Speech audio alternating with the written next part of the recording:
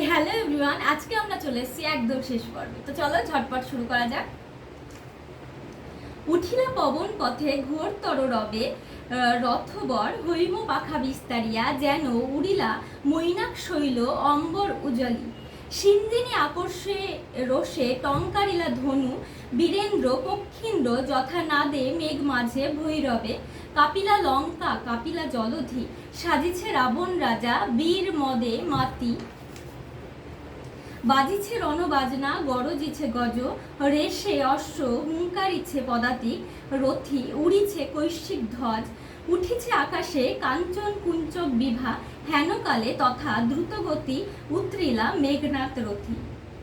এখানে প্রমোদ কাননে মেঘনাথ যিনি ছিলেন তিনি পুনরায় লঙ্কাতে ফিরে আসেন এবং তার যে রথের গতি তার বর্ণনা আগেই আমরা জেনেছি।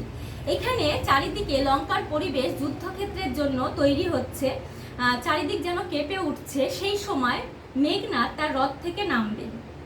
নাদিলা পূর্বর দল হেরি বীর বরে মহাগর্বে, নামিপুত্র পিতার চরণে কর জোরে কহিলা, হে রক্ষ কুলপতি, শুনেছি মরিয়া নাকি বাঁচিয়াছে পুনরাঘব। এ মায়া পিত বুঝিতে না পারি, কিন্তু অনুমতি দেহ সমূলে নির্মূল করিব পামরে আজি। ঘোর সরানলে করি ভস্য বায়ু অস্ত্রে উড়াইব তারে, নতুবা বাঁধিয়া আনি দিব রাজপদে। এখানে মেঘনাথ তার রথ থেকে নেমে তার পিতা অর্থাৎ রাবণের চরণ স্পর্শ করলো এবং তার চরণ স্পর্শ করে কর জোরে তাকে জিজ্ঞাসা করছে যে পিতা, শুনলাম নাকি রাঘব পুনরায় বেঁচে উঠেছে, এটা কিভাবে সম্ভব? এ মায়া পিতা আমি বুঝিতে পারছি না। সেই সময় তিনি আরো বলেছেন যে যদি তুমি আমাকে একবার আদেশ করো, যদি তুমি একবার আমাকে আজ্ঞা করো, পুনরায় আমি যুদ্ধক্ষেত্রে যাব এবং রাঘবকে পরাজিত করে তাকে মৃত্যু দিয়ে আসবো, অথবা তোমার চরণে তাকে বেঁধে নিয়ে আসবো। আলিঙ্গি কুমারে চুম্বি শির মৃদুস্বরে উত্তর করিলা, তবে স্বর্ণ লঙ্কাপতি। রাক্ষসকুল শেখর তুমি বৎস, তুমি রাক্ষসকুল ভরসা। এ কাল সমরে নাহি চাহে প্রাণ মম, পাঠাইতে তোমা বারংবার। হায় বিধি বামা মম প্রতি। এইবার রাবণ তার পুত্র মেঘনাথকে জড়িয়ে ধরেছেন এবং তার কপালে চুম্বন করে তাকে মৃদুস্বরে উত্তর দিলেন যে আমি লঙ্কাপতি আর তুমি হচ্ছে এই রাক্ষসকুলের ভরসা। সেখানে বারবার তোমাকে যুদ্ধক্ষেত্রে পাঠাতে আমার মন চায় না, কারণ বিধি বামা মম প্রতি, বিধি অর্থাৎ বিধাতা আজ আমার প্রতি স্বরূপ নয়। কে কবে শুনেছে পুত্র ভাসে শিলা জলে, কে কবে শুনেছে লঙ্কা লোক মরি পুনঃ বাঁচে। এখানে রাবণ বলতে চাইছে যে কেউ কি কোনোদিনও শুনেছে যে কোনো পাথর জলে ভাসে বা কোনো সাধারণ মানুষ মরে আবার পুনরায় তার জীবন ফিরে পায়? উত্তরিলা বীর দর্পে অসুরারি রিপু, কি ছাড়ো সে নর, তারে ডরাও আপনি রাজেন্দ্র। থাকিতে দাস যদি যাও রণে তুমি, এ কলঙ্ক পিত ঘুষিবে জগতে। হাসিবে মেঘ বাহন রুষিবেন দেব অগ্নি, দুইবার আমি হারানু রাঘবে, আর একবার পিত দেহ আজ্ঞা মোরে। দেখিব এবার বীর বাঁচে কি ঔষধে। এইবার মেঘনাথ তার পিতাকে উত্তর দিচ্ছেন যে আজকে যদি আমি বেঁচে থাকতে তুমি যুদ্ধক্ষেত্রে যাও, তাহলে পারে এটা আমার অপমান।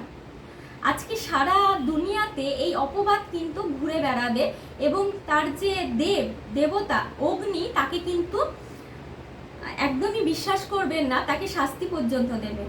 বলছে যে আমি দুবার রামকে হারিয়ে এসেছি, যদি তুমি আর একবার আমাকে আজ্ঞা করো পিতা, তাহলে আমি এবারে গিয়ে রামকে একদম মৃত্যু দিয়ে আসবো, আর এবার দেখবো যে কি ওষুধে সে বাঁচে। কহিলা রাক্ষসপতি, কুম্ভকর্ণ বলি ভাই মম, তাই আমি জাগানু অকালে ভয়ে। হায় দেহ তার দেখো সিন্ধু তীরে ভূপতিত, গিরিসিংহ কিংবা তরু যথা বজ্রাঘাতে।